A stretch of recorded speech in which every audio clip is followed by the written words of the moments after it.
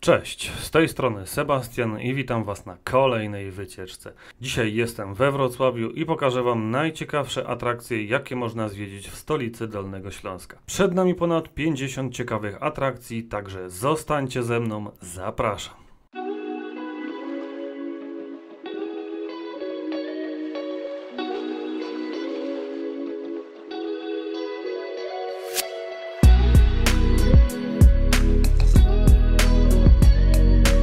Wrocław to najpiękniejsze miasto na Dolnym Śląsku, które oceniane jest przez turystów jako jedno z najpiękniejszych miast zachodniej Polski. Wybierając się na wycieczkę do Wrocławia, przygotujcie się na zwiedzanie dziesiątków arcyciekawych zabytków, muzeów, pałaców i licznych większych i mniejszych atrakcji turystycznych. Zwiedzanie Wrocławia rozpoczynamy od zabytkowego dworca kolejowego Wrocław Główny. Pierwsza hala dworca kolejowego Wrocław Główny powstała w 1857 roku i była jedną z największych hal dworców kolejowych swojej epoki. Główny budynek dworca kolejowego Wrocław Główny zbudowany został w stylu neogotyku angielskiego na planie wydłużonego prostokąta. Budynek dworca kolejowego Wrocław Główny robi fenomenalne wrażenie i jest to doskonałe miejsce na Waszą pierwszą fotkę z wycieczki po Wrocławiu.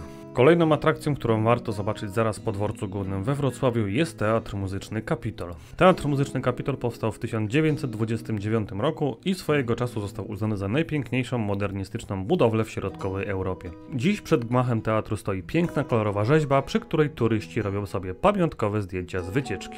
Tuż obok Teatru Muzycznego Kapitol znajduje się arcypopularny pomnik anonimowego przechodnia. Pomnik anonimowego przechodnia to wyjątkowa rzeźba, która stoi przy skrzyżowaniu ulicy Świdnickiej i ulicy Piłsudskiego we Wrocławiu. Rzeźba ta przedstawia kilkanaście postaci, które schodzą i wychodzą spod chodnika po dwóch stronach jezdni. Pomnik anonimowego przechodnia został odsłonięty w 2005 roku i jest nawiązaniem do instalacji Przejście Jerzego Kaliny z 1977 roku. Będąc w okolicy, koniecznie zobaczcie też apartamentowiec Sky Tower. Sky Tower to pierwszy wrocławski drapacz chmur, który wznosi się na wysokość 212 metrów. Budynek ten widoczny jest praktycznie z każdego miejsca w mieście, dzięki czemu jest on dziś uznawany za jeden z symboli Wrocławia. Sky Tower znajduje się najwyższy taras widokowy w mieście, który zlokalizowany jest na 49. piętrze wieżowca na wysokości 200 metrów. Po zwiedzaniu wieżowca Sky Tower wybierzcie się na spacer na wrocławską promenadę staromiejską.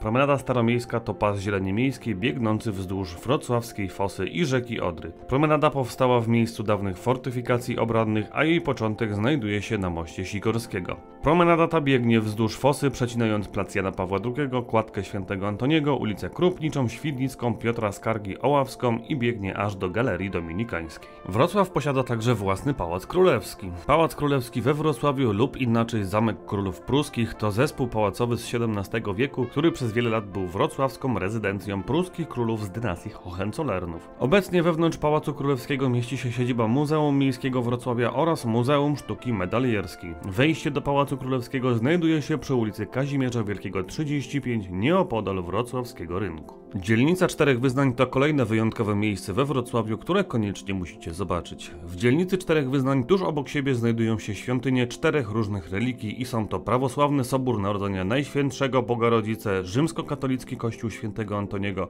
synagoga pod Białym Bocianem oraz Kościół ewangelicko-augsburski Opatrzności Bożej. Po zwiedzaniu dzielnicy Czterech Wyznań koniecznie udajcie się na ulicę Świdnicką. Ulica Świdnicka to jedna z najstarszych głównych ulic turystycznych Wrocławia. Dzisiaj ulica Świdnicka ma około kilometr długości, a spacer nią pozwala poznać różne style architektoniczne miasta. Przy ulicy Świdnickiej znajdziecie gotyckie kościoły Bożego Ciała i Świętej Doroty oraz klasycystyczny budynek Opery Dolnośląskiej oraz hotel Bonopol w stylu Art Nouveau. Przy ulicy Świdnickiej znajdziecie też mnóstwo restauracji, barów, pubów i sklepików, które ulokowały się na parterach ciągnących się wzdłuż ulicy Przepięknych Kamienic. Wrocławski rynek to niekwestionowany lider atrakcji turystycznych w stolicy Dolnego Śląska. Granice wrocławskiego rynku wytyczone zostały już w XIII wieku i przez całe stulecia był on najważniejszym placem handlowym miasta. Dziś na wrocławskim rynku zlokalizowane są liczne restauracje, puby, kluby, muzea i galerie sztuki. Na placu rynkowym we Wrocławiu znajdziecie też liczne mniejsze i większe atrakcje turystyczne, które przyciągają do Wrocławia turystów z całego świata. W centralnym punkcie rynku we Wrocławiu dumnie wznosi się wrocławski ratusz miejski. Miejski. Wrocławski Ratusz Miejski to największy i jeden z najpiękniejszych ratuszy w Polsce. Przez setki lat ratusz ten był siedzibą władz miejskich i wrocławskiego sądownictwa. Wschodnia elewacja ratusza we Wrocławiu udekorowana została gotyckim zegarem astronomicznym. Znajdziecie tu też dawne wejście do wnętrza ratusza. Elewacja ratusza we Wrocławiu ozdobiona jest wspaniałą późnogotycką kamieniarką. Na szczycie ratusza znajduje się też wysoka na 67 metrów wieża ratuszowa z zegarem i najstarszym w Polsce dzwonem zegarowym z 1368 roku. Wnętrze ratusza we Wrocławiu można zwiedzać odwiedzając Muzeum Sztuki Mieszczańskiej. W Muzeum Sztuki Mieszczańskiej zaprezentowane są dokonania wrocławskich artystów i rzemieślników oraz zgromadzone są tu liczne ciekawe eksponaty pochodzące z Wrocławia z czasów średniowiecznych, nowożytnych oraz współczesnych. W Muzeum Sztuki Mieszczańskiej we Wrocławiu będziecie mogli zobaczyć różne stałe i czasowe wystawy tematyczne przedstawiające malarstwo, fotografię, rękodzieło, rzeźbiarstwo oraz historię wielkich osobistości związanych ze stolicą Dolnego Śląska. Spacerując po wrocławskim rynku koniecznie złóżcie też wizytę w lokalnym mini browarze Spisz. W zabytkowym wnętrzu wrocławskiego ratusza rozpoczęto produkcję spiżowego piwa, którego specjalną recepturę opracował założyciel browaru Bogdan Spisz. W skład browaru Spisz wchodzi restauracja, mini browar, sklepik z firmowymi upominkami, piwem na wynos oraz pub piwny zlokalizowany w piwnicach ratusza. Fontanna Zdrój to kolejna ciekawa atrakcja, którą warto zobaczyć na wrocławskim rynku. Fontanna Zdrój powstała w 1996 roku według projektu Alojzego Gryta z Wrocławskiej Akademii Sztuk Pięknych. Atrakcja ustawiona jest na placu Gołębim obok browaru Spisz i jest ciekawym dodatkiem do architektury wrocławskiego rynku. Jest też jednym z najchętniej fotografowanych obiektów turystycznych we Wrocławiu. Kolejną ciekawostką na wrocławskim rynku są kamieniczki Jaś i Małgosia. Kamieniczki Jaś i Małgosia znajdują się przy kościele świętej Elżbiety i od ponad 500 lat połączone są kamiennym łukiem. Lewa kamieniczka nosi imię Jaś i jest to domek miedziorytnika, prawa zaś to Małgosia i jest ona siedzibą Towarzystwa Miłośników Wrocławia. We wnętrzu kamieniczek zorganizowany jest też stylowy drink bar. Bazylika mniejsza pod wezwaniem świętej Elżbiety Węgierskiej lub inaczej kościół garnizonowy to ciekawy zabytek sakralny we Wrocławiu. Kościół garnizonowy to XIV-wieczny gotycki kościół, który jest jedną z najbardziej charakterystycznych budowli na wrocławskim rynku. Dzisiaj kościół ten ma status bazyliki mniejszej i jest miejscem wielu wydarzeń rocznicowych, uroczystości, koncertów i spotkań. We wnętrzu kościoła garnizonowego można podziwiać liczne zabytki świątyni, w tym gotyckie sakramentarium, średniowieczne drewniane siedziska, gotycką figurę Madonny z Dzieciątkiem czy fresk Sąd Ostateczny z 1457 roku. Kolejną ciekawą atrakcją sakralną przy rynku we Wrocławiu jest kościół świętej Marii Magdaleny. Świątynia ta została wzniesiona w latach 1523-1945 i była parafialnym kościołem ewangelickim, który obecnie pełni funkcję katedry kościoła polsko-katolickiego. Budynek kościoła świętej Marii Magdaleny należy do jednych z najstarszych budynków w całym Wrocławiu. Plac Solny to drugi zaraz po rynku miejskim najbardziej rozpoznawalny plac we Wrocławiu. Plac Solny we Wrocławiu kojarzony jest głównie z licznymi kwiaciarniami, z których niektóre działają nawet 24 godziny na dobę. Swoją nazwę Plac Solny wziął od kramów, na których niegdyś sprzedawano sprowadzaną z Wieliczki sól kabiedną. Dzisiaj na Placu Solnym soli już się nie sprzedaje, ale wokół niego powstało mnóstwo ciekawych obiektów gastronomicznych, w tym wiele znanych i lubianych kawiarni, cukierni oraz restauracji. Jednym z najważniejszych symboli miasta Wrocław są wrocławskie krasnale.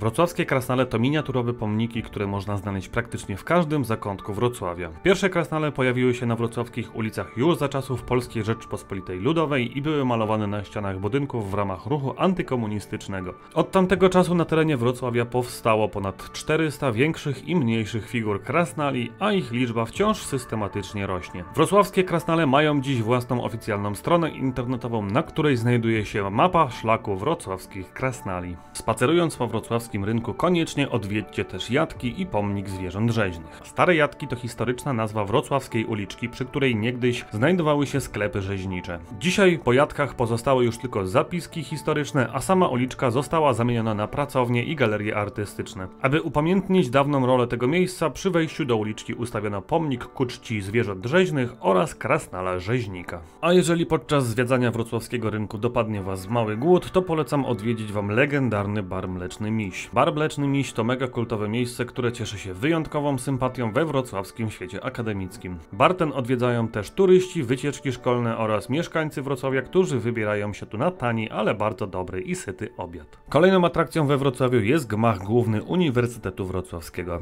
Gmach Uniwersytetu Wrocławskiego to jedna z najbardziej charakterystycznych budowli przy wrocławskim rynku. Wnętrze gmachu Uniwersytetu Wrocławskiego udostępnione jest dla zwiedzających, którzy mogą odwiedzić tu Muzeum Uniwersytetu Wrocławskiego oraz przepiękną aulę Leopoldina. Zwiedzając gmach Uniwersytetu Wrocławskiego warto też wspiąć się na wieżę matematyczną, która jest dawnym obserwatorium astronomicznym z końca XVIII wieku. Tuż obok gmachu głównego Uniwersytetu Wrocławskiego znajduje się Kościół Uniwersytecki Najświętszego Imienia Jezus. Jest to barokowa świątynia oraz jeden z najlepiej zachowanych i najpiękniejszych kościołów epoki habsburskiej we Wrocławiu. Wnętrze kościoła uniwersyteckiego posiada bogaty wystrój sakralny, a główną atrakcją jest tu ogromny ołtarz wielki oraz alabastrowa rzeźba Matki Boskiej Bolesnej trzymającej martwe ciało Jezusa na kolanach, będąca kopią słynnej rzymskiej Piety.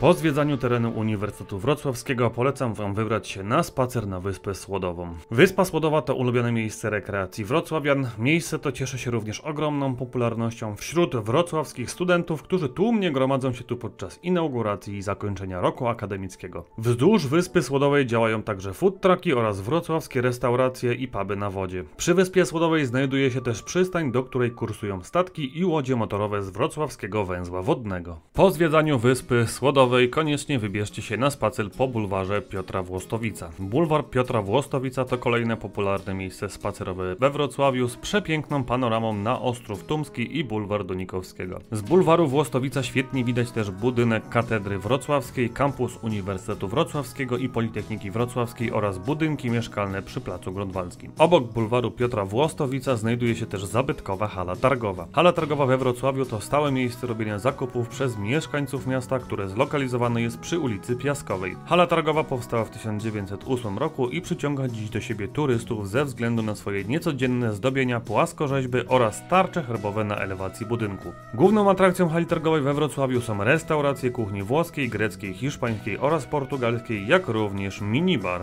Tuż obok bulwaru Włostowica znajduje się Most Tumski. Most Tumski przez wiele lat znany był we Wrocławiu jako Most Zakochanych, Most Miłości lub Most Kłódek. We Wrocławiu istniała niegdyś tradycja, według której pary przypinały do mostu tumskiego kłódki z wypisanymi inicjałami zakochanych. Kłódki te miały symbolizować wieczną miłość kochanków i przynosić szczęście. Obecnie jednak kłódki zostały zdjęte, gdyż ich ogromna ilość zagroziła zawaleniem się całej konstrukcji. Most ten jednak nadal uważany jest za jedną z ciekawszych atrakcji Wrocławia. Most Tumski zaprowadzi was na Ostrów Tumski, który jest jedną z najstarszych zabytkowych części Wrocławia. W dawnych czasach Ostrów Tumski był wyspą u ujścia rzeki Oławy prowadzącej do Odry. Dzisiaj na Ostrowie Tumskim znajdziecie liczne budynki sakralne, jak kościół pod wezwaniem świętego Idziego, kościół pod wezwaniem świętego Marcina, czy pozostałości Zamku Piastów Śląskich. Na Ostrowie Tumskim swoją siedzibę ma również arcybiskup, który mieszka tu w Pałacu Arcybiskupa oraz gmach Seminarium Duchownego i Papieskiego Wydziału Teologicznego. Uliczki Ostrowa Tumskiego mają swój niepowtarzalny klimat, a nocą rozświetla je ponad 100 oryginalnych latarni gazowych, które są rozpalane i gaszone przez wrocławskiego latarnika.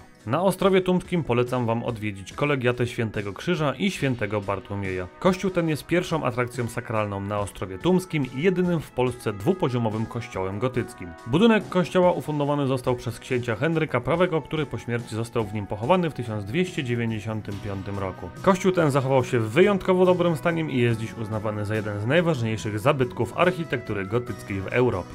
Kolejnym obiektem, który obowiązkowo trzeba zwiedzić na Ostrowie Tumskim, jest archikatedra Świętego Jana Chrzciciela. Katedra wrocławska powstała w XIII wieku i wiele razy ulegała zniszczeniu i pożarom, a najgorsze zniszczenia miały miejsce podczas II wojny światowej. Wewnątrz katedry czeka na was wiele dzieł sztuki, w tym najbardziej znany obraz Madonny Międzyleskiej oraz wystawa misyjna Sztuka i Misje, która jest kolekcją afrykańskich eksponatów misyjnych. W jednej z wież katedry znajduje się też punkt widokowy, który jest udostępniony dla turystów, a z tarasu widokowego samego katedry wrocławskiej można podziwiać dziś fantastyczną panoramę całego Wrocławia. Po zwiedzaniu katedry koniecznie wybierzcie się na relaksujący spacer po ogrodzie botanicznym Uniwersytetu Wrocławskiego. Ogród botaniczny we Wrocławiu powstał w 1811 roku i znajdziecie tutaj tysiące gatunków roślin, kwiatów i ziół, które rosną wzdłuż spacerowych alejek. W ogrodzie botanicznym znajdują się też szklarnie z roślinami tropikalnymi, roślinami wodnymi oraz szklarnie kolekcyjne. Całość dopełniają oczka wodne i duży staw, nad którym wzniesiony jest stylowy mostek spacerowy. Przenosimy się teraz nieco bliżej centrum Wrocławia, gdzie czekają na nas kolejne ciekawe atrakcje turystyczne. Zwiedzanie centrum Wrocławia rozpoczynamy od panoramy racławickiej. Panorama racławicka to ogromne malowidło przedstawiające panoramę bitwy pod Racławicami, która miała miejsce w czasie insurekcji kościuszkowskiej. Obraz panoramy racławickiej ma 114 metrów długości i 15 metrów szerokości, a cała wystawa prezentowana jest w betonowej rotundzie we wrocławskim parku imienia Juliusza Słowackiego. Wystawa panoramy racławickiej uzupełniona jest o specjalne oświetlenie, sztuczny teren bitwy oraz zaciemnione kręte podejście. Dzięki temu można dziś we Wrocławiu przenieść się na autentyczne pole bitwy pod Racławicami. Jeśli lubicie zwiedzać muzea, to koniecznie wybierzcie się na zwiedzanie Wrocławskiego Muzeum Narodowego. Muzeum Narodowe we Wrocławiu znajduje się przy ulicy Placu Powstańców Warszawy i posiada bogaty zbiór sztuki od czasów średniowiecza do czasów współczesnych. W muzeum tym można obejrzeć obrazy, rzeźby, instalacje, przedmioty rzemiosła artystycznego, oryginalne stroje z różnych epok, gotyckie nagrobki, witraże oraz setki innych dzieł sztuki. Jeżeli chcecie bliżej poznać historię sztuki Dolnego Śląska, to koniecznie wybierzcie się na zwiedzanie tej atrakcji. Bulwar Ksawerego Dunikowskiego to jedno z ulubionych miejsc letniego wypoczynku wrocławian, które przeszło wielki remont w 2016 roku i nabrało dzięki temu nowego charakteru. Dzisiaj przy bulwarze Dunikowskiego można pospacerować brzegiem Odry w towarzystwie nowych chodników, ścieżek rowerowych oraz rzeźb artystycznych i wypocząć na wyjątkowych amfiteatralnych schodach, przy których została zbudowana przystań wodna. Na bulwarze Dunikowskiego funkcjonuje też bardzo popularna wśród wrocławian wypożyczalnia rowerów wodnych i kajaków. Zwiedzając centrum Wrocławia wybierzcie się również na Wzgórze Partyzantów. Wzgórze Partyzantów lub inaczej Bastion Sakwowy to jedna z głównych wizytówek Wrocławia, która znajduje się w pobliżu Promenady Staromiejskiej i Galerii Dominikańskiej. Wzgórze Partyzantów to rewitalizowany kompleks wypoczynkowy, który niedawno odzyskał swój dawny blask i jest dziś chętnie odwiedzany przez turystów oraz spacerowiczów. Na Wzgórzu Partyzantów odnajdziecie przepiękny pawilon kolumnowy, kawiarnię ulokowaną w podziemnej części kolumnady oraz restaurację i ogródek gastronomiczny z punktem widokowym na Wrocław. Kolejna dawka ciekawych atrakcji we Wrocławiu czeka na Was za mostem grunwaldzkim. Most grunwaldzki to jeden z najbardziej charakterystycznych mostów Wrocławia. Most ten ma 112,5 metra długości i tworzy połączenie komunikacyjne między wrocławskim Starym Miastem i Placem Grunwaldzkim. Most grunwaldzki we Wrocławiu ma bardzo charakterystyczny niebieski kolor, dzięki któremu bardzo łatwo rozpoznać go nawet z dużej odległości. Most grunwaldzki jest również główną bramą do wielu atrakcji turystycznych, które znajdziecie we wschodniej części miasta. Po przekroczeniu mostu grunwaldzkiego znajdziecie się na wrocławskim Manhattanie. Wrocławski Manhattan to zespół mieszkalno-usługowy przy Placu Grunwaldzkim. Miejsce to jest jednym z symboli współczesnego Wrocławia i awangardowym projektem Jadwigi Grabowskiej-Hawryla, który do dzisiaj budzi u mieszkańców miasta skrajne emocje. Wszystko to za sprawą wyjątkowej architektury wieżowców, które przez wrocławian często nazywane są sedesowcami. Osiedle Manhattan powstało na początku lat 70. i składa się z 6 budynków mieszkalnych i 3 pawilonów handlowo-usługowych. Wrocławski Manhattan wpisany jest dziś do rejestru zabytków i stanowi wyjątkowo ciekawą atrakcję miasta. Będąc w okolicy Placu Grunwaldzkiego, koniecznie przejedźcie się koleją linową Polinka. Wrocławska Polinka to kolej linowa Politechniki Wrocławskiej, która powstała, aby połączyć kampus główny uczelni ze znajdującym się po drugiej stronie Odry kampusem na Grobli. Przejazd Polinką pozwala spojrzeć na Wrocław z zupełnie innej perspektywy i jest wielkim ułatwieniem dla turystów, którzy jednego dnia chcą zwiedzić wiele atrakcji turystycznych w mieście. A jak już przy Politechnice jesteśmy, to warto zobaczyć, gdzie na spacery chodzą wrocławscy żacy. Jednym z takich miejsc jest bulwar Politechniki Wrocławskiej, który zapewnia bezpośredni dostęp do Odry dla całej społeczności uczelni, mieszkańców Wrocławia oraz turystów. Oficjalne otwarcie bulwaru nastąpiło w 2016 roku podczas międzynarodowych regat wioślarskich Odra River Cup. Patronem bulwaru Politechniki Wrocławskiej został pierwszy rektor Politechniki Wrocławskiej i Uniwersytetu Wrocławskiego profesor Stanisław Kulczyński. Jedną z największych atrakcji turystycznych na wschodzie Wrocławia jest Wrocław Wrocławskie Zoo. Ogród zoologiczny we Wrocławiu jest największym tego typu obiektem w Polsce, w którym żyje obecnie ponad 12 tysięcy zwierząt reprezentujących około 1100 gatunków z całego świata. Zoo we Wrocławiu jest obowiązkowym punktem na mapie atrakcji Wrocławia, gdyż czeka Was tu nie tylko podziwianie super ciekawych zwierząt, ale również mnóstwo świetnych dodatkowych atrakcji. Wielką furorę wśród turystów robi Afrykarium, w którym podczas spaceru specjalnie przygotowaną trasą zobaczycie wiele unikatowych okazów zwierząt z kontynentu Afryki i nie tylko. Po zwiedzaniu wrocławskiego zoo przenosimy się do kompleksu Hali Stulecia. Hala Stulecia zlokalizowana jest w dzielnicy Śródmieście w Parku Szczytnickim i służy mieszkańcom miasta jako miejsce wystaw, imprez kulturalnych oraz sportowych. Budynek Hali Stulecia powstał w latach 1911-1913 według projektu miejskiego architekta Maxa Berga. Hala Stulecia to wyjątkowy obiekt posiadający żelbetowe przykrycie o największej rozpiętości na świecie i niespotykanej dotąd konstrukcji w stylu ekspresjonistycznym. Od 2006 roku budynek Hali Stulecia wpisany jest na listę Światowego Dziedzictwa UNESCO. Tuż obok Hali Stulecia znajduje się Wrocławska Iglica. Wrocławska Iglica to 44-tonowa konstrukcja wzniesiona w 1948 roku z okazji wystawy ziem odzyskanych. Iglica miała ukazywać dążenie Wrocławia do odbudowy zniszczonego po II wojnie światowej i Festung Breslau miasta. Początkowo Iglica miała 106 metrów wysokości, jednak w latach 60. jej szczyt zardzewiał i został odcięty, zmniejszając jej wysokość do 96 metrów. Finalnie po pracach konserwacyjnych Iglica osiąga dziś około 90 metrów wysokości i jest dumnym symbolem miasta Wrocławia. Pawilon Czterech Kopuł to kolejne miejsce, które warto odwiedzić przy okazji wizyty w kompleksie Hali Stulecia. Pawilon Czterech Kopuł jest innowacyjnym dziełem, w którym organizowane są wystawy i okolicznościowe wydarzenia oraz stał się on siedzibą wrocławskich wytwórni filmów fabularnych. To właśnie tu kręcono kultowe filmy jak Sami Swoi czy Popiół i Diament Andrzeja Wajdy. Pawilon Czterech Kopuł we Wrocławiu to również oddział Muzeum Narodowego we Wrocławiu, w którym mieści się Muzeum Sztuki Współczesnej. W zbiorach muzeum znajdują się dzieła polskich twórców sztuki współczesnej, m.in. Tadeusza Kantora, Zdzisława Beksińskiego czy Aliny Szapocznikow. Pergola we Wrocławiu to wyjątkowa atrakcja architektoniczna w kompleksie Hali Stulecia i świetne miejsce na relaksujący spacer. Wrocławska pergola ma kształt elipsy i została wzniesiona na początku XX wieku wokół sztucznego stawu z fontanną. Pergola we Wrocławiu została zaprojektowana jako dwa rzędy słupów z nietynkowanego żelbetu, zwieńczone kratą, która obrośnięta jest bujną winoroślą. Długość pergoli wynosi 640 metrów i tworzy ją łącznie aż 750 słupów, połączonych kratownicą tworzącą jej sklepienie. Fontanna multimedialna przy Hali Stulecia to jedna z nowych, największych atrakcji turystycznych miasta. Fontanna multimedialna we Wrocławiu to największa tego typu konstrukcja w Polsce oraz jedna z największych fontan w Europie. Fontanna multimedialna zajmuje powierzchnię około hektara i jest w stanie wyrzucać z siebie 40-metrowe słupy wody. Fontanna tworzy też specjalny ekran wodny o powierzchni 400 metrów, na którym wyświetlane są rozmaite obrazy i animacje w trójwymiarowej formie.